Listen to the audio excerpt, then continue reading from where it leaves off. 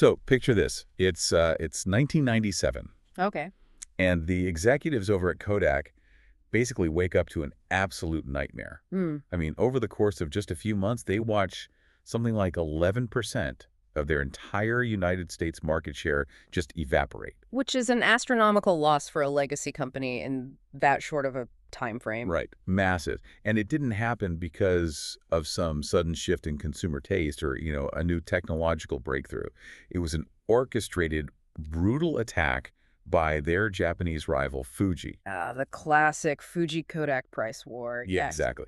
Fuji had just quietly slashed their prices on American soil to these insanely predatory levels, basically bleeding Kodak dry in its own backyard. But here is where the story actually gets really interesting. I mean, most companies would just panic and drop their own prices. Right. They'd fight a defensive war of attrition. Yeah. But Kodak didn't do that. Instead, they reached right across the Pacific Ocean, walked into Fuji's incredibly lucrative home market in Japan, and basically burned it to the ground with massive price cuts of their own. It's just wild. What's fascinating here is that to the average consumer, this just looked like film getting a little cheaper at the local pharmacy. Right. Like, oh, cool, cheap film. Yeah. But behind the scenes, you had these multinational giants weaponizing global pricing strategies. They were exploiting domestic trade barriers, launching retaliatory strikes across entire continents. I mean, it was corporate warfare, plain and simple. And if you are listening to this deep dive right now, and you're sitting down soon to take your MBA exam on international marketing, this is the exact mindset you need to adopt. Absolutely. You can't just memorize flashcards. No, rote memorization of basic definitions isn't going to get you through a master's level case study. You need to understand the underlying mechanics of all this stuff. You have to know how these massive corporations navigate the murky waters of global expansion, right? Yeah, how they price their products to squeeze out maximum profit, how they manipulate supply chains across borders. You really need to see the invisible strings pulling everything. So today, our mission for this deep dive is to unpack the absolute intricacies of the global marketing mix. We are going to dissect international pricing strategies, we'll tear apart global communication networks, and trace distribution channels so thoroughly that these concepts become practically second nature when you're staring down that exam paper. I love it. And if we connect this to the bigger picture, every single decision a multinational firm makes boils down to a massive ongoing tug of war. A tug of war between what? Well, on one end of the rope, you have local customization. So that's the intense pressure to tailor your product, your ads, and your operations to fit a very specific local culture. Okay, sure. And on the other end, you have global standardization. That's the relentless corporate drive to sell the exact same thing everywhere to maximize economies of scale. How a firm balances that specific tension dictates whether they conquer a market or leave in ruins. Okay, let's unpack this from the very foundation, because before a company can launch a cross-border price war, like Kodak and Fuji, they have to figure out who they are actually selling to, right? Right. And how they are going to physically operate in a totally foreign environment. Yeah. I mean, in a standard domestic marketing course, you learn the basics. It's the 4 Ps: price, product, promotion, and place. But the moment you cross a national border, the 4 Ps kind of hit a wall of macroeconomic reality. Oh, it's a completely different game. You are suddenly dealing with wildly different levels of economic development, deeply ingrained cultural habits, and just totally foreign retail infrastructures. Exactly. You cannot just export a domestic strategy and expect it to survive. Let's look at economic development as a primary filter for a second. If you're a multinational entering a developing nation, you are looking at an entirely different demand profile compared to a highly developed nation. Because the incomes are totally different. Right. In a developing economy, the consumer base is generally highly price sensitive. They demand functional, reasonable quality at rock bottom prices. But in a developed nation, you have a consumer base that's willing to pay a premium for high-end, standardized quality. So if you try to sell a stripped-down, ultra-budget product in a premium market, or a high-margin luxury product, in a heavily impoverished market, without making massive strategic adjustments, the marketing mix just collapses. It falls apart completely. And it goes way beyond just average income, too. It's about the actual physical reality of how people buy things. Like, take the retail landscape in India versus the United States. That's a great comparison. Right. Because in the U.S., the distribution strategy, so that's the place and the 4 Ps, it's dominated by massive, concentrated big box stores and these sprawling supermarket chains. You get your product into a few central distribution hubs, and boom, you have national reach. Yeah, it's highly efficient. But in India, the retail landscape has historically been completely fragmented. Right, dominated by literally millions of local independent vendors and tiny neighborhood markets. Exactly. So a global food brand has to build an entirely different logistical supply chain just to reach those local vendors. Which is a nightmare.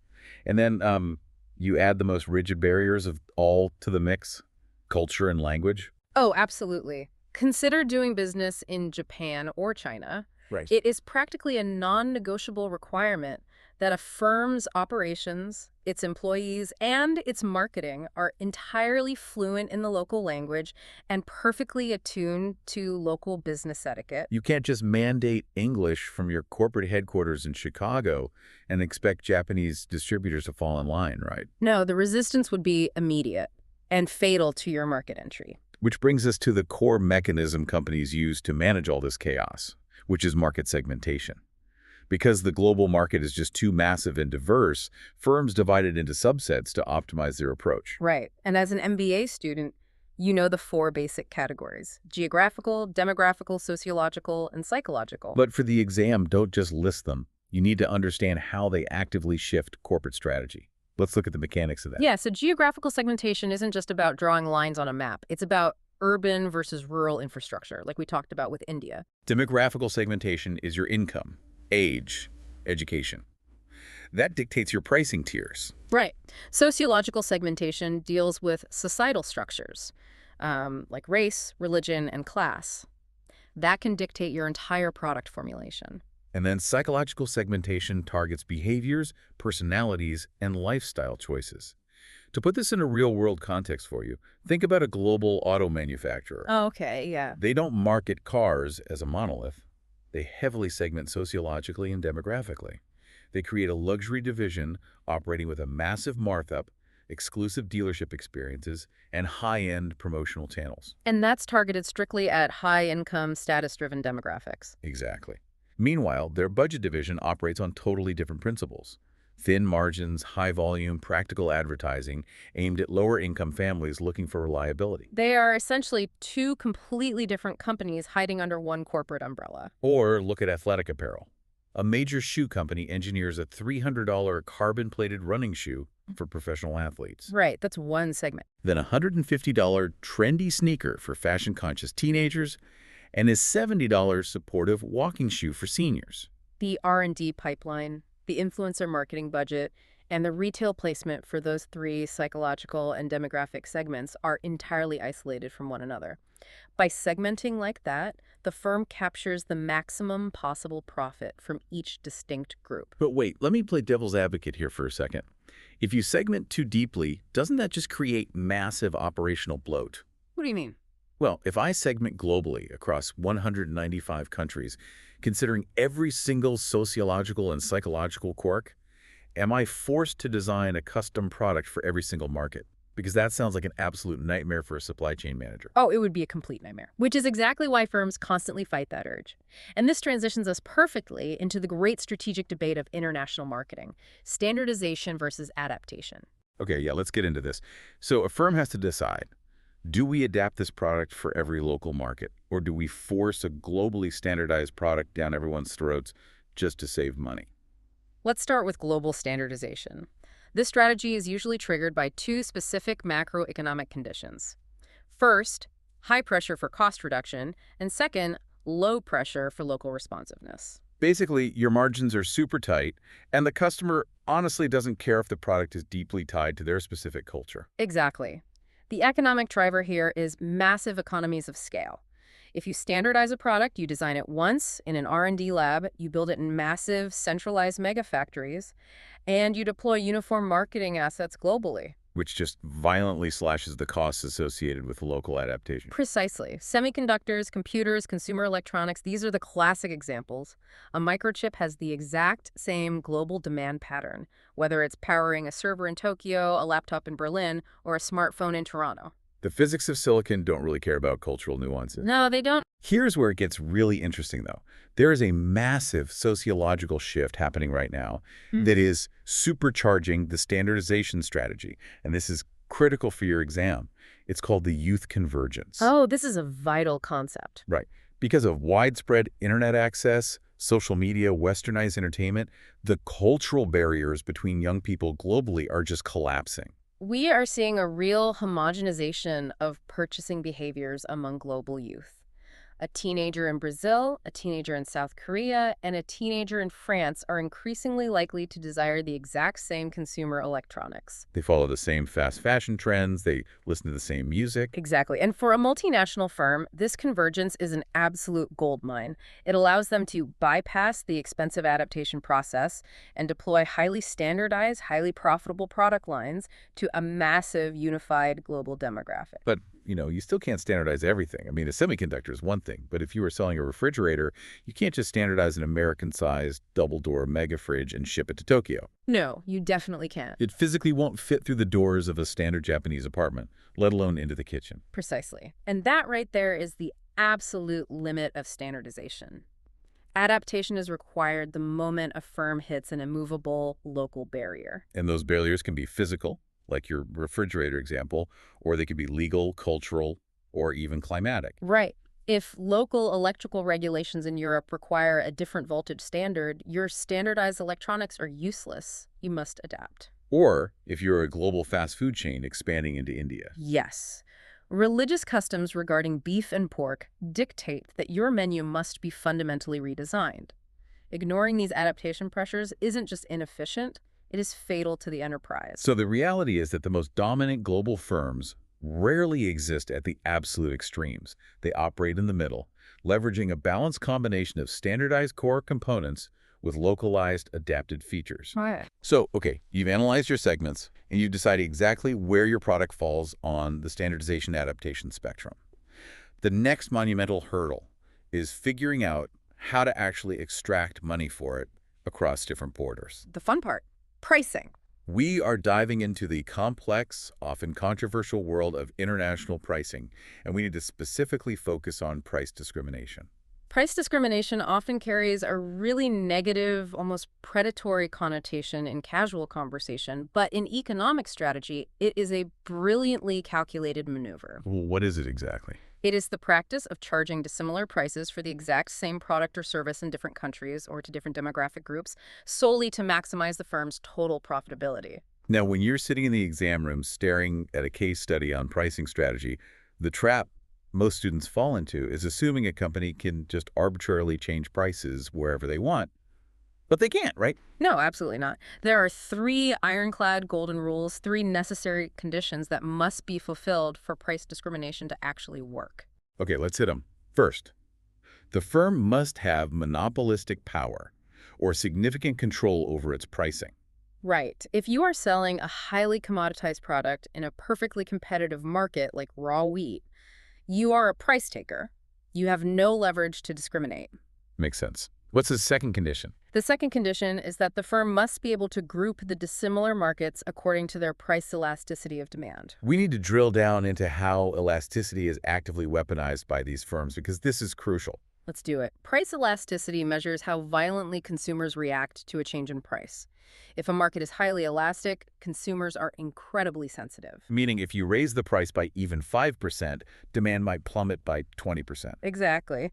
In those elastic markets, firms are forced to charge lower, highly competitive prices just to maintain their sales volume. But if a market is inelastic, meaning consumers view the product as an absolute necessity, or there are just no viable alternatives, they will absorb massive price hikes without abandoning the product. In those markets, the firm gouges. They push the price as high as the market can physically bear. So there's your inverse relationship to remember for the exam. High elasticity equals lower prices. Low elasticity equals higher prices. Wait, isn't price discrimination basically ripping people off, though? Well, from a consumer standpoint, it can feel that way, but economically, it's about capturing maximum value. Perfect discrimination is illegal, but imperfect discrimination is the standard way global business operates. Which brings us to the third and arguably the most difficult condition to maintain. The markets must be completely sealed.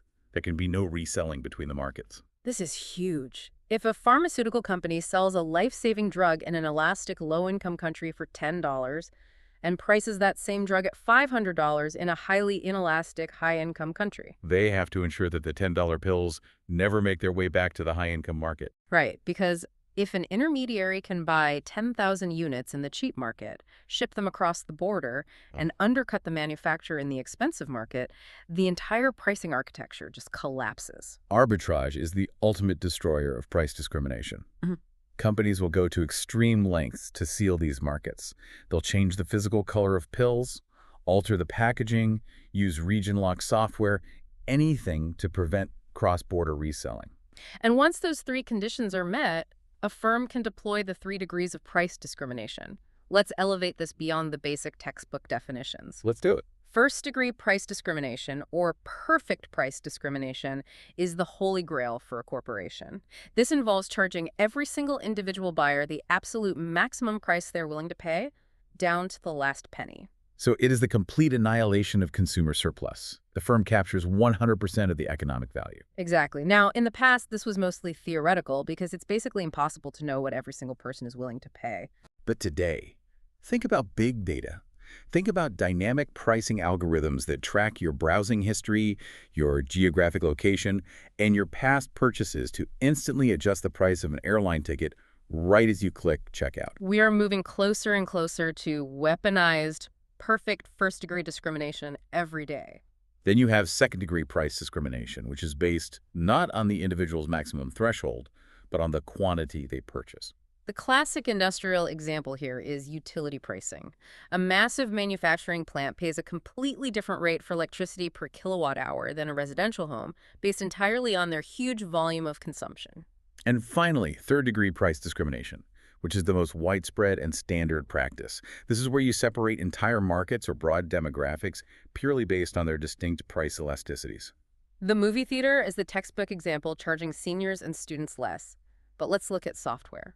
A tech giant might sell an enterprise database license to a Fortune 500 company in New York for $100,000. While offering the exact same core software architecture to an educational institution in a developing nation for, like, $5,000. They are segmenting entirely by institutional income and elasticity to ensure they capture revenue from both ends of the spectrum without cannibalizing their premium market. It is an incredibly elegant economic concept when executed properly. But pricing is not merely an exercise in maximizing revenue from a willing consumer base. No, in the global arena, pricing is frequently utilized as a blunt force weapon to destroy competitors. Which brings us right back to the story we opened with, the Fuji-Kodak War. We are entering the realm of strategic pricing wars and multi-point combat. Let's start with the most brutal tactic on the board, predatory pricing, otherwise known as undercutting. This isn't about finding the perfect equilibrium point for profit. This is a war of attrition where the goal is complete extermination. So what does that look like? Predatory pricing is the deliberate strategic act of dropping prices in a specific national market to artificially low levels, often below the actual cost of production. So they are intentionally losing money. The firm intentionally hemorrhages cash, taking massive losses quarter after quarter for one singular purpose: to starve the competition. Smaller domestic firms or less capitalized rivals simply cannot afford to match those sub-zero margins. And they eventually go bankrupt or just abandon the market entirely. Yeah, exactly. And the invading firm doesn't care about the short-term losses because the ultimate objective is monopoly. Once they have driven everyone else out and secured a stranglehold on the market, the trap snaps shut. They drastically hike the prices back up, far higher than they were originally, to recoup their losses and enjoy uncontested monopolistic profitability. Now, for the exam, you must note that under almost all global antitrust frameworks, predatory pricing is strictly illegal because it actively destroys healthy competition and ultimately harms the consumer. However, the enforcement of these laws is notoriously complex, right? Very. In a court of law, it is incredibly difficult to differentiate between a malicious predatory attack and a firm simply engaging in aggressive competitive discounting to win market share. And consumers, ironically, are usually the biggest cheerleaders for predatory pricing while it's actually happening. In the short term, a vicious price war generates massive consumer surplus. Everyone loves buying heavily subsidized electronics. Or riding in artificially cheap rideshare vehicles. Right. But the long-term reality is disastrous. Once the monopoly is entrenched, consumer choice drops to zero and the prices skyrocket. Let's look at the historical context that makes this possible. How does a firm actually afford to take those massive losses during a predatory campaign? The source material highlights how, historically, certain Japanese conglomerates executed this to absolute perfection. They were heavily shielded by their own government through impenetrable domestic trade barriers and high tariffs. Foreign competitors simply could not enter Japan to challenge them. So they essentially had a fortress economy, a completely safe home market where they faced zero international competition, allowing them to charge high prices domestically and stockpile mountains of cash. They generated massive producer surplus, and they weaponized that surplus. They took the massive profits they were extracting from Japanese consumers and used it as a war chest to subsidize predatory pricing campaigns across the globe. They dumped televisions, cars, and electronics into foreign markets at rock-bottom prices, bleeding out the multinational incumbents. And the global competitors couldn't strike back in Japan because of the trade barriers. It was incredibly effective state-sponsored monopolization strategy. It really was. That is absolutely ruthless, using your home turf as an impenetrable shield while you launch financial missiles abroad. But what happens when the opponent can actually fight back? This is where multi-point pricing comes into play. This completely alters the strategic landscape. Okay, let's get into this. This is the Fuji versus Kodak scenario again. Right. Multi-point pricing occurs when two or more massive multinational firms compete against each other simultaneously across multiple national markets. The pricing strategy that firm A executes in country X is no longer isolated. It directly dictates how firm D will retaliate in country Y. Like we said, it is multi-board chess. If you attack my knight on the European board, I am going to reach over and take your queen on the Asian board. Let's expand on that 1997 Fuji and Kodak bloodbath. Fuji, based in Japan, and Kodak, based in the US, were the undisputed titans of the global color film industry. They were locked in this stalemate, constantly testing each other's defenses. And then in 1997, Fuji makes a highly aggressive move. They dramatically slashed the retail price of their film inside the United States, which was Kodak's most critical foundational market. They were trying to break Kodak's domestic dominance, and the strategy was initially devastating, as you mentioned earlier. Kodak lost 11% of its U.S. market share in a breathtakingly short period. Kodak's executives had to make a choice. If they just dropped their own prices in the U.S. to match Fuji, they would instantly destroy their own profit margins in their biggest market. Which is exactly what Fuji wanted them to do. Instead, Kodak utilized multi-point pricing. They absorbed the blow in America, turned around, and aggressively slashed the price of Kodak film in Japan. Japan was Fuji's fortress. It was Fuji's most profitable market. Kodak effectively sent a message. If you drain our lifeblood in America, we will burn your profit center in Japan to the ground. The threat of mutual assured destruction in multi-point pricing forces these firms into a fragile, highly volatile, global equilibrium. This raises an important question, though. Multinational firms do not operate in a vacuum. They cannot simply launch predatory attacks and multi-point retaliations whenever they please. Right. They are constantly constrained and manipulated by the sovereign governments of the countries they operate in. We must transition to the invisible hands that dictate global pricing: trade policies, tariffs, and government intervention. Governments are the ultimate referees in this global chess game, and they are definitely not impartial. Let's start with tariffs. A tariff is simply a tax imposed on an imported commodity.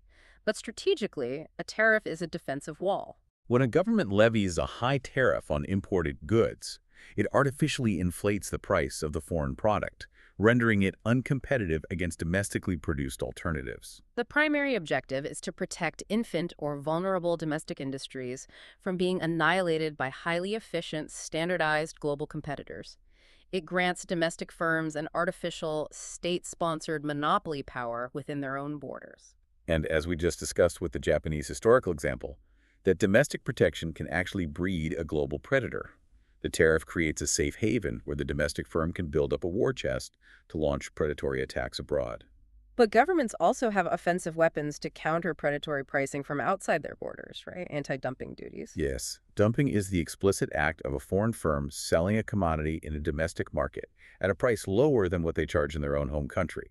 Or worse, selling it below the actual fair market cost of production. It is the tactical execution of predatory pricing. So if a massive steel conglomerate in country A has a surplus of steel and they decide to dump it into country B at dirt cheap prices to bankrupt country B's local steel mills, The government of country B isn't just going to sit there. No, they will deploy anti-dumping duties. They slap a massive punitive tax specifically on that dumped steel, completely neutralizing the foreign firm's price advantage. It is a safeguard mechanism designed to prevent foreign strategic pricing from destroying domestic industrial capacity.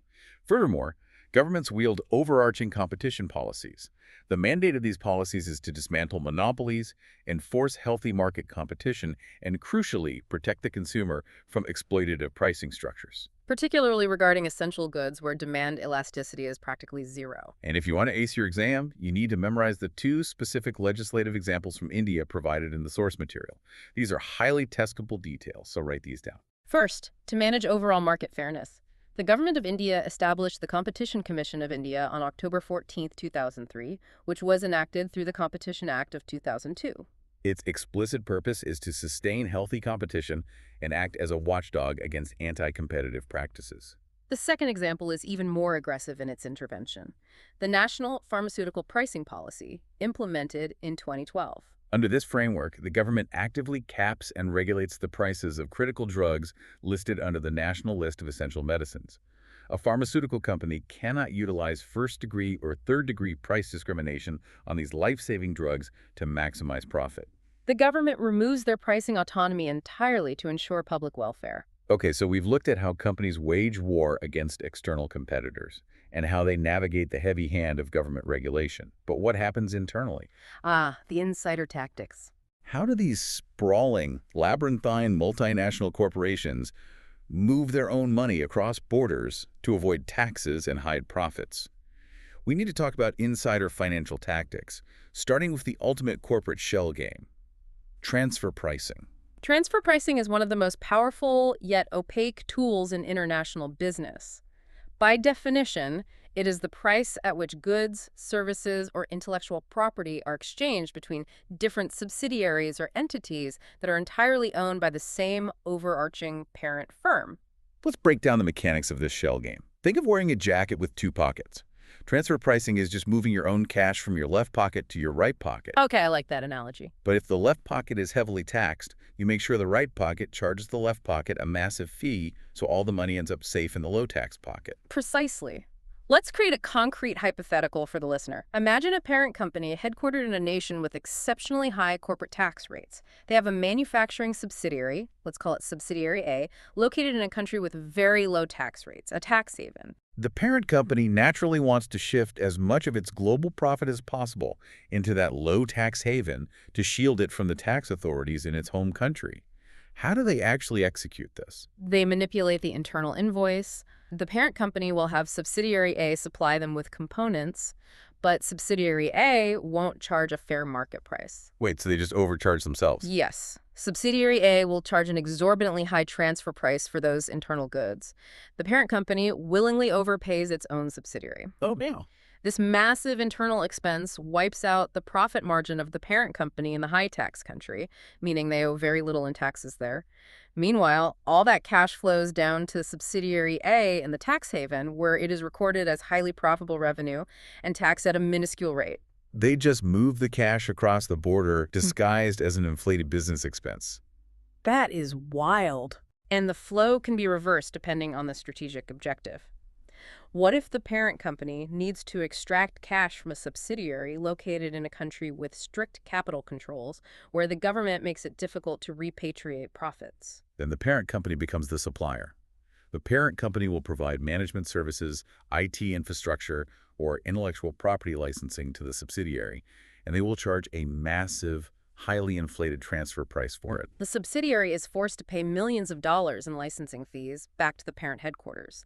It completely drains the subsidiary's cash reserves, successfully extracting the funds across the border under the guise of a legitimate operational expense. Transfer pricing is also deployed to bypass heavy import duties, isn't it? Yes, absolutely.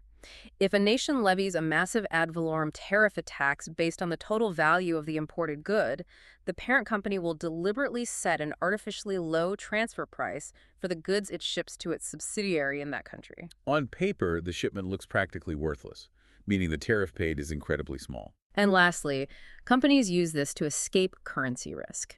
If a subsidiary is operating in an emerging market with a highly volatile currency that is rapidly devaluing, the parent company is terrified that their profits will become worthless overnight. So they will use aggressive transfer pricing to frantically drain those funds out of the volatile country and park them in a subsidiary operating under a strong, stable currency regime, like the US dollar or the euro. Transfer pricing is a masterful display of internal control.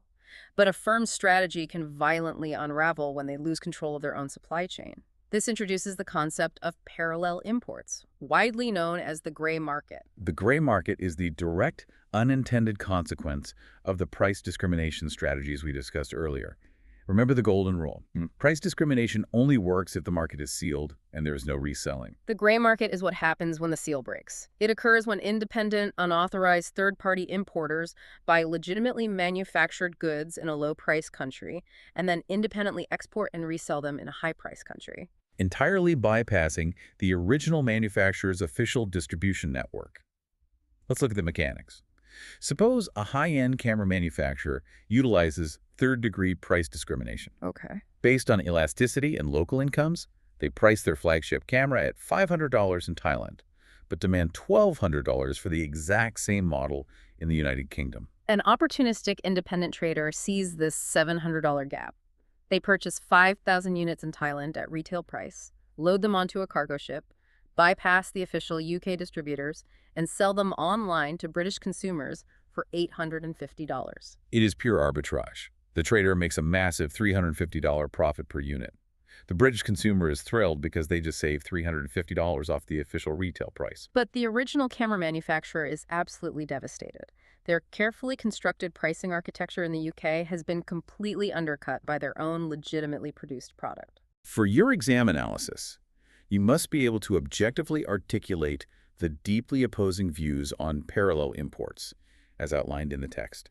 It is a battle between intellectual property control and free market consumer benefit. From the perspective of the multinational firm, gray markets are a destructive force. The original producers argue that parallel imports severely damage long-term brand equity. Because the gray market importer is bypassing official channels, there is zero quality control during transit. The products might be stored in damp warehouses, damaging the electronics. Furthermore, the consumer who buys that gray market camera in the UK might open the box and find that the instruction manual is only in Thai and the power cord doesn't fit a British outlet. And when the camera inevitably breaks, they take it to an official repair center, only to be told their warranty is completely void because it's an unauthorized import. The consumer blames the brand, not the gray market importer. The broader macroeconomic argument from the firms is that gray markets destroy the incentive for innovation. Developing complex technology or new pharmaceuticals requires massive billion-dollar investments in research and development. Firms justify that risk by knowing they can recoup the costs through high margins in less elastic developed markets. If parallel importers constantly erode those high-margin markets through arbitrage, the firm loses its R&D funding mechanism. The innovation pipeline just dries up. To defend their margins, firms fight back fiercely. They weaponize their intellectual property. They use patents, trademarks, and copyright laws to legally block unauthorized imports at the border. They'll even deploy supply chain investigators to trace serial numbers on gray market goods to figure out exactly which distributor in Thailand leaked the product, and then they permanently sever that relationship. However, the source material points out that consumer advocacy organizations and free market economists vigorously defend parallel imports. Yes, they argue that gray markets are a natural, healthy market correction against corporate price gouging. By introducing unauthorized competition into high-priced markets, parallel imports force multinational firms to lower their artificially inflated prices. Granting consumers access to a wider variety of goods at significantly fairer market values, it ultimately drives increased overall consumption. It is the ultimate clash between corporate control and consumer surplus. Okay, moving forward. You've engineered the product, you've meticulously priced it, navigated government tariffs, optimized your internal tax structures, and fought off gray market smugglers. Now, you actually have to tell the consumer that the product exists. Exactly. We are moving into global communication and the cultural landmines of international advertising. Communication is where the theoretical spreadsheets meet the messy reality of human culture. Every nation possesses a distinct cultural framework, different values, different taboos, different senses of humor. And these differences impose severe limitations on a firm's ability to utilize a single, standardized global advertisement. But wait, earlier we talked about the massive financial benefits of standardizing the physical product. Doesn't that same logic apply to advertising? You'd think so. Why can't a firm just film one incredible high-budget commercial and broadcast it in every country on Earth to save money? Well, they absolutely try to. The financial incentive is immense. A standardized advertising strategy saves a fortune in creative development and production costs. Right. Furthermore, it leverages the concept of one large effort. Instead of fracturing a $100 million marketing budget into 50 different low-quality local campaigns, a firm pools its resources to create one globally dominant, inescapable campaign. It builds a highly unified, consistent brand identity worldwide. A consumer traveling from New York to Dubai to Tokyo sees the exact same messaging, reinforcing brand prestige. But the critics of standardized advertising will tell you that human psychology doesn't scale like a silicon microchip. An advertisement relies on emotional resonance, and emotion is deeply cultural. A joke that lands perfectly in a U.S. commercial might be deeply offensive or completely incomprehensible in a Middle Eastern market. Exactly. The pacing, the imagery, the gender dynamics portrayed in the ad, if any of these violate local cultural norms, the campaign doesn't just fail, it triggers massive brand backlash. Additionally, localized advertisement regulation authorities have strict broadcasting standards. An ad approved in Europe might be legally banned from airing in Southeast Asia due to strict decency laws. Beyond the content of the ad itself, firms must navigate a powerful psychological barrier known as source and country origin effects. This is the inherent bias consumers hold based purely on where a product comes from, regardless of its actual quality. Generally, consumers exhibit a strong preference for domestically produced goods, a sense of economic patriotism. But country origin effects can be devastating if there is historical or political animosity. If consumers in country A have a deeply ingrained, historically negative perception of country B, any brand that explicitly originates from country B is going to face a massive uphill battle in country A. No amount of brilliant marketing can easily erase a negative country origin effect. A firm might actually have to actively hide its national origins just to get a foot in the door. Navigating these biases requires carefully selecting how the message is delivered. The source material outlines two fundamental strategic frameworks for global communication: the push strategy and the pull strategy. Understanding the precise deployment of these two strategies is critical for any MBA student, so let's break down the mechanics. A push strategy is aggressive and localized. It focuses entirely on personal, individual selling. It requires deploying a massive physical sales force that literally pushes the product down the supply chain, from the manufacturer to the wholesaler to the retailer, and finally into the hands of the consumer through direct persuasion. A pull strategy operates in the complete opposite direction. It relies on mass media advertising, television, national print, widespread digital campaigns. The manufacturer completely bypasses the intermediaries and advertises directly to the end consumer. The goal is to generate such massive, overwhelming consumer demand that the consumers walk into retail stores and demand the product, effectively pulling the product through the distribution channel. So how does a marketing manager choose between push and pull? The decision is dictated by three primary factors: the type of industry, the length of the distribution channel, and the availability of media infrastructure. Let's start with the industry. Imagine you are selling complex, highly engineered industrial robotics to automotive factories. Are you going to buy a 30-second Super Bowl commercial or a billboard on the highway? No, of course not. Mass media is entirely useless for selling factory equipment. You deploy a push strategy. You send highly trained, technically fluent sales engineers to sit down in the boardrooms of those factories to personally explain the technical specifications and negotiate massive contracts. Push is mandatory for industrial products. Conversely, if you are selling a low-cost consumer good like a bar of soap, a soft drink, or a razor individual, selling is financially impossible. You cannot afford to pay a salesperson to walk door to door explaining the benefits of your new shampoo. The profit margins are just pennies. Therefore, you utilize a pull strategy. You leverage the extreme cost efficiency of mass media to reach millions of consumers simultaneously, creating a wave of demand that pulls the soap onto supermarket shelves. The second factor is the length of the distribution channel, which we will dive deeper into shortly. But think about it, if your product product has to pass through 5 different layers of intermediaries: an importer, a national distributor, a regional wholesaler, a local jobber, and finally, a tiny retail shop. Trying to use a push strategy to manage and incentivize every single one of those layers is an administrative nightmare and wildly expensive. Instead, you use a pull strategy.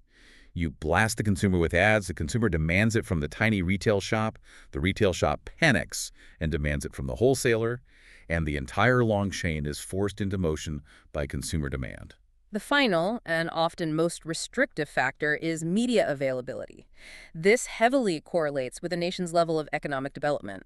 In highly developed nations with robust media infrastructure, firms naturally gravitate toward highly efficient pull strategies. But if a firm is entering an underdeveloped nation where rural populations lack reliable electricity, let alone internet access or television, a mass media pull strategy is physically impossible. The firm has no choice but to revert to a localized push strategy, recruiting massive armies of local sales representatives on bicycles or mopeds to physically carry the message into rural villages. We are finally in the home stretch. You have a globally optimized product, a strategic price point, and a culturally attuned communication plan.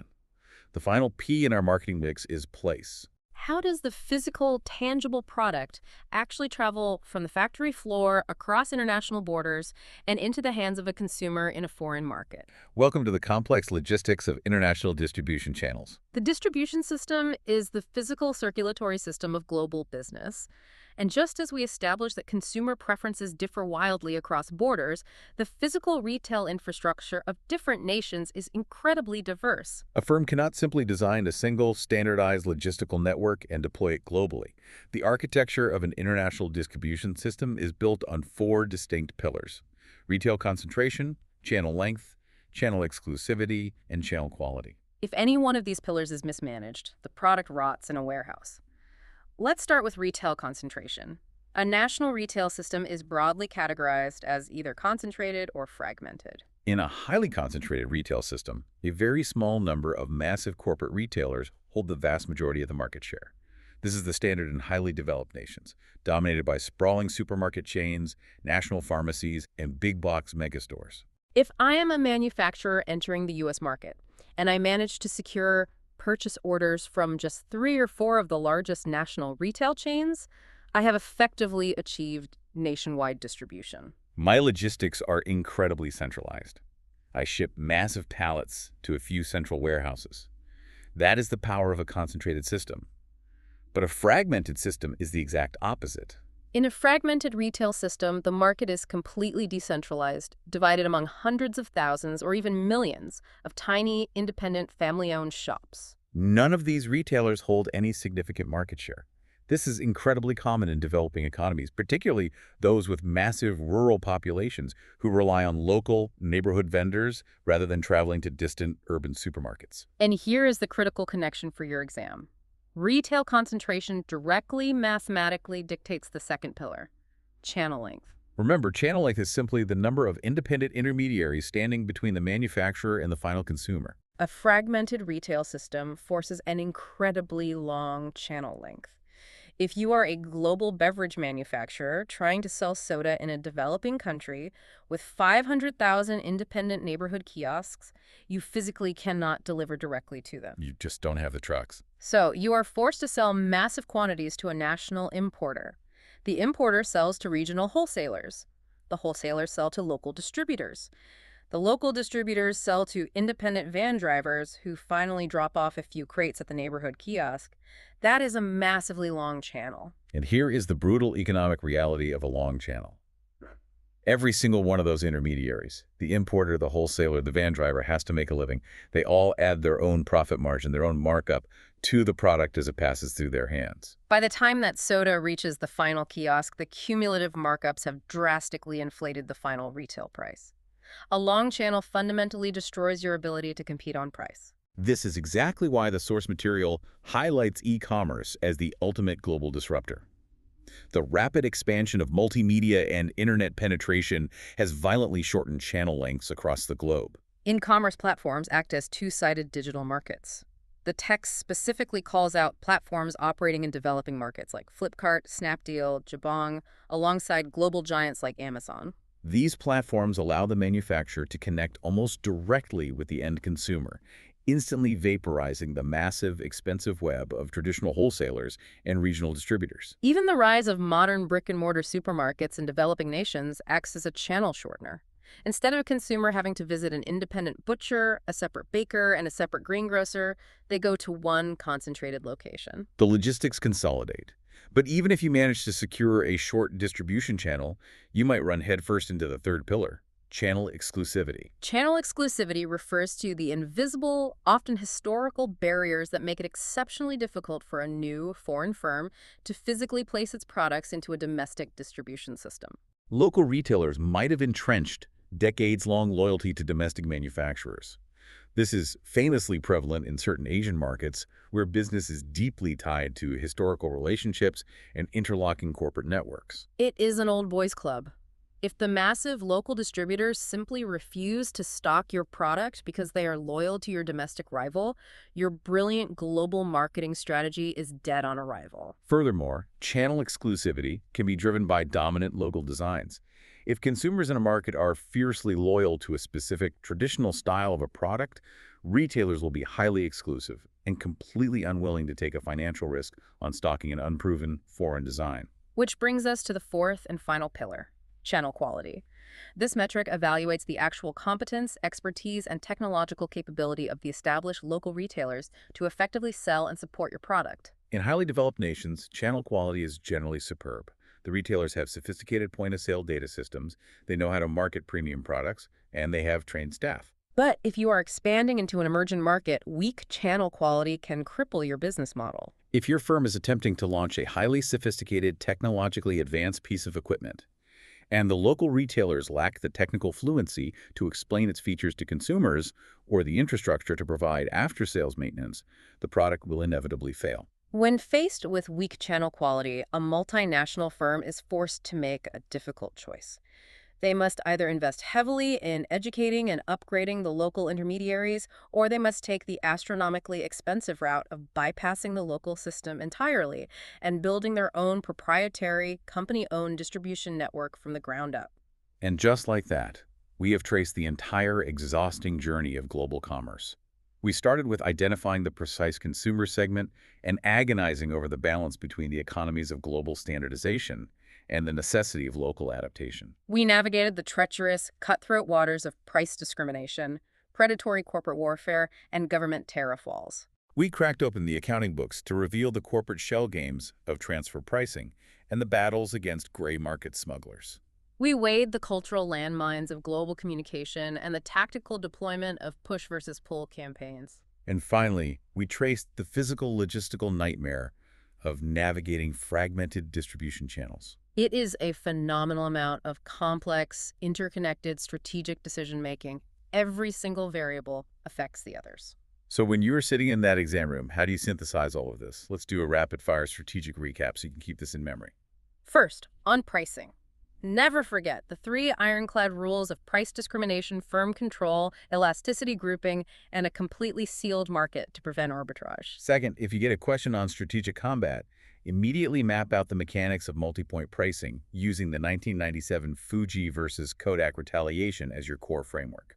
Third, for communication. Push strategy is for complex industrial goods relying on personal sales forces. Pull strategy is for consumer goods leveraging mass media to bypass long channels. And finally, on distribution.